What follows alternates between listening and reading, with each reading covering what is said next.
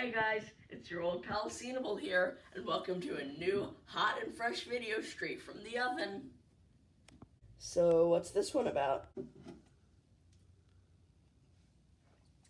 You know Mount Rushmore? Yeah, who doesn't? Well, today we're gonna learn how a global superpower ended up carving heads into a mountain. Don't you dare criticize America! Why would you ever criticize America? Why would you ever criticize America? I mean, you're basically a Nazi if you ever criticize America. You're basically a commie. Anyone who disagrees with me is a commie. America's beautiful. America is beautiful. No matter what it does, no matter how... it's beautiful. And if you criticize me, you're a commie. Commie. Stop criticizing America. So, our story begins in New York with a lawyer named Charles E. Rushmore. The story goes that Rushmore went to investigate the forests of South Dakota and asked a resident of the forest what the name of the mountain, now called Mount Rushmore, was called. He found out that it was unidentified and decided to take the pleasure of naming it himself, and he named it after himself. He called it Mount Rushmore. How self-centered. So, our story continues in the early 1900s. At this time, a group of South Dakotan historians were figuring out how can we get more tourists to visit South Dakota. So, is Mount Rushmore a scam or anything of the sort? Kinda, yeah.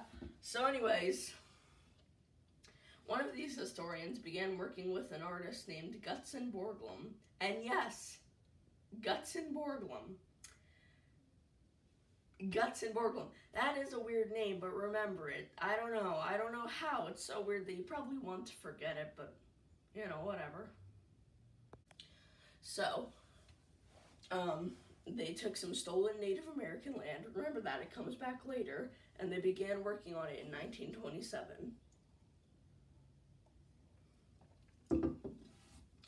Originally, Borglum wanted to build the entire bodies of the presidents from head to waist in the mountain.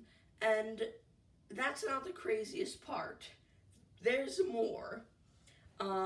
He wanted to build a network of tunnels inside their foreheads, and in this network of tunnels, the Constitution would be kept there.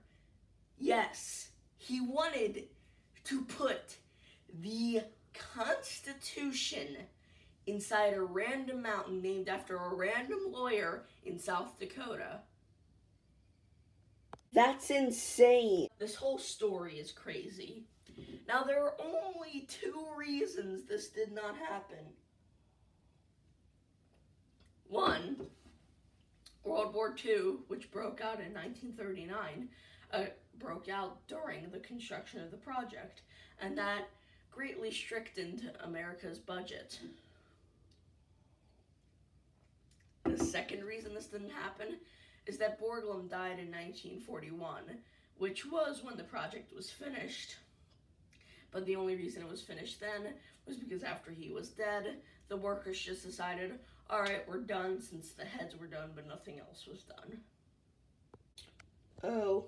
So, remember how we took some stolen Native American land? Maybe damn Native Americans should have never been there in the first place.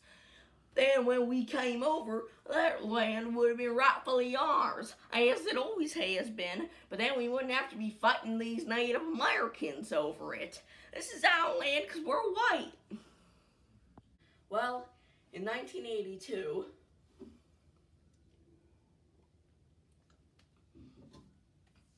the Supreme Court ruled the land grab as unconstitutional, and told the American government to give the Sioux Nation, which was the Native American tribe that land belonged to, $1 billion in pretty much apology money. But the Native Americans, see, they never cared about the money. They just wanted to own their rightful land. So that money is still just sitting around in the U.S. Treasury to this day, years after the Supreme Court ruled the land grab unconstitutional. And yeah, so until the Native Americans decide to just take the money, this will still be going on, and the story of Mount Rushmore continues.